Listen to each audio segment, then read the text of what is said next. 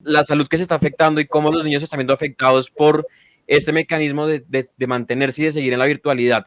¿Cuál es la sensación? De pronto como, no sé, una angustia permanente o ese susto de qué va a pasar y cuándo va a poder volver o mi vida cambió y el colegio no va a ser igual. Yo hace poquito leía un tweet de una persona que me respondió en uno de los niños que yo publico, y era un estudiante que decía acerca de esa incertidumbre que tú mencionas, de muchas veces ellos van al colegio una semana, tienen la oportunidad de tener el modelo de alternancia, pero no saben si la otra van a ir.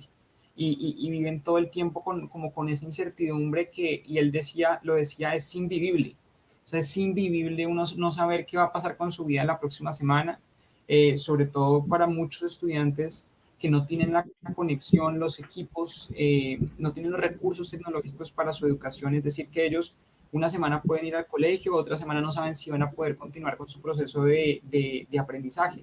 Y eso ha sido muy duro porque nosotros estamos hablando de la salud física, de que el niño se pueda enfermar de COVID, de que el niño pueda enfermar a su familia de COVID, pero no estamos hablando de que el niño ya está enfermo, y el 88% de los niños, y eso lo decía el informe del Instituto de Neurociencias, el 88% de los niños y adolescentes del país han sufrido algún trastorno de salud mental, y como te decía al principio, yo me incluyo en ese 88%. Entonces hay un 88% de niños que ya están contagiados, no de COVID, sino de trastorno de salud mental, que y lamentablemente vivimos en una sociedad, Santiago, que menosprecia la salud mental. Así es. Eh, Muchas veces, te voy a poner un ejemplo. Si uno se le da gripa, uno se puede quedar en la casa, no sale a trabajar, a estudiar, y uno se queda en la casa. Pero si uno amanece deprimido, no hay una excusa médica que uno le permita quedarse en la casa. Entonces, ese es como, como un ejemplo de cómo esta sociedad menosprecia la salud mental. Entonces, porque es mental, no pasa nada, eso más importante la física, y no, realmente están en igualdad de condiciones. La salud mental y la ansiedad, el estrés, todo lo que produce esta pandemia es igual de importante a los efectos físicos que el virus pueda tener. Entonces, si nosotros solo nos enfocamos en el contagio, que insisto, es muy poco probable que los niños se contagien en el colegio porque son menos infecciosos, eso lo han demostrado numerosos estudios, y estamos hablando de la salud mental, que es mucho más probable y realmente es casi seguro que ocurra si se quedan en la casa. Entonces, pues esto no se trata de tener, hay que tenerle miedo al virus, hay que tenerle respeto al virus, pero no podemos nosotros tenerle miedo a vivir. Hay que cuidarnos, no hay que dejar de cuidarnos, pero no podemos vivir todo el tiempo escondidos, sino tenemos que salir, porque tenemos que salir, no nos podemos quedar todo el tiempo encerrados, pero con todas las medidas de bioseguridad es posible salir y es posible no contagiarse. Así como uno se revisa, ¿no? Y va al médico, al odontólogo, va al médico cuando uno le duele la rodilla, le duele la cabeza, lo que sea.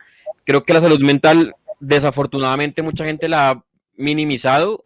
A otros les parece que no hay que hablar de salud mental y por el contrario, creo que nos ha demostrado esta pandemia que afortunadamente pues el tema se está tocando, que la gente está cayendo en cuenta cada vez más de la importancia que tiene también la salud mental, ¿no? Y como esto, pues cuando uno siente que no está bien, pues hay que, ¿no? Hacer algo al respecto porque no podemos tampoco dejar, ¿no? Que esto pues pase como sin mayor atención. Y Santiago, si me permites, la Sí, claro, gente le tiene miedo a hablar del tema. La gente así no es. le gusta hablar, le tiene... hay como unos estereotipos muy mamones en esta sociedad de que si uno dice que está estresado, si uno está ansioso, si uno está deprimido, la gente lo va a juzgar a uno, le va a caer a uno, no le va a creer a uno, lo va a menospreciar a uno, no le va a dar la importancia que se merece. Y afortunadamente vivimos en una sociedad colombiana muy alegre. Eso hay, pues los colombianos somos felices, somos alegres, que su gente es feliz.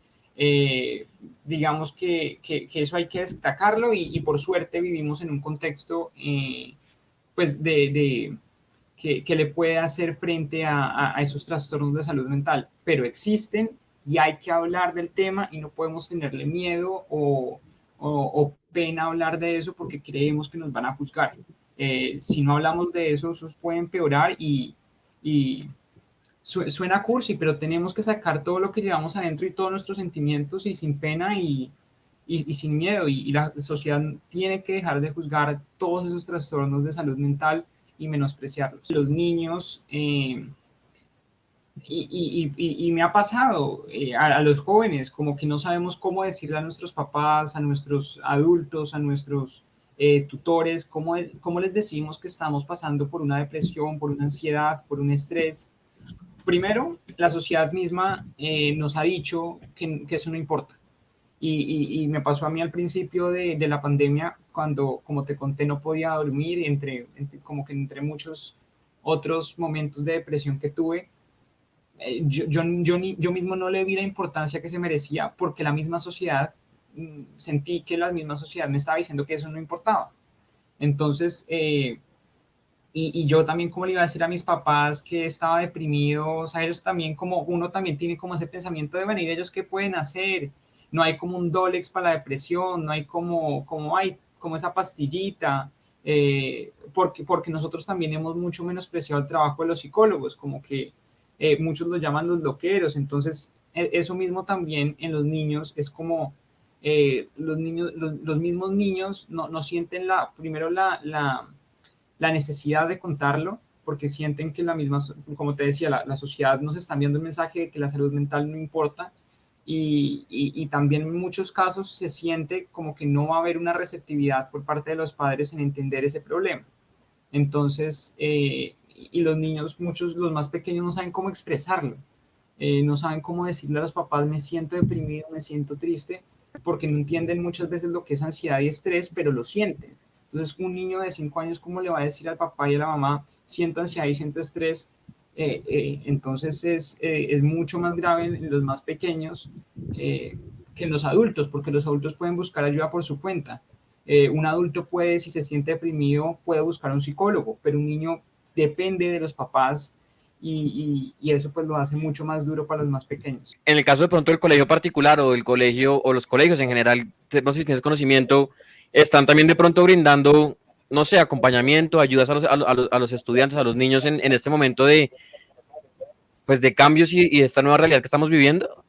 Bueno, los colegios privados tienen sus equipos de psicología que están en muchos casos muy pendientes de los niños y de los jóvenes, haciendo seguimiento constante a casos como este. Pero también me pongo a pensar en los colegios oficiales, en los colegios rurales, donde un niño no tiene la oportunidad de conectarse virtualmente con una psicóloga, donde el término psicología en las veredas y en las zonas rurales prácticamente no existe, porque no hay primero un acceso a la salud, y no hay como una oportunidad para uno contactar a una psicóloga, contactar apoyo psicológico. Entonces, realmente una gran parte bueno, realmente es una pequeña parte de la sociedad colombiana, pues ha tenido ese acceso a apoyo psicológico a través de la virtualidad de los colegios privados, pero los oficiales y los rurales, empezando porque, como te decía, no tienen como la oportunidad de tener acceso a salud, no tienen la oportunidad de tener acceso a virtualidad, es decir, no tienen como la oportunidad de recibir ese apoyo que es necesario. Entonces, pues la solución para muchos sería, no, denles un computador y enciérrenlos en la casa y póngales internet en las zonas rurales. Pues, por favor, o sea, primero hablemos de, claro, es necesario llegar, incrementar la capacidad tecnológica del país, es importante, es necesario, es un proyecto a largo plazo que los próximos gobiernos deberían plantearse y que es importante.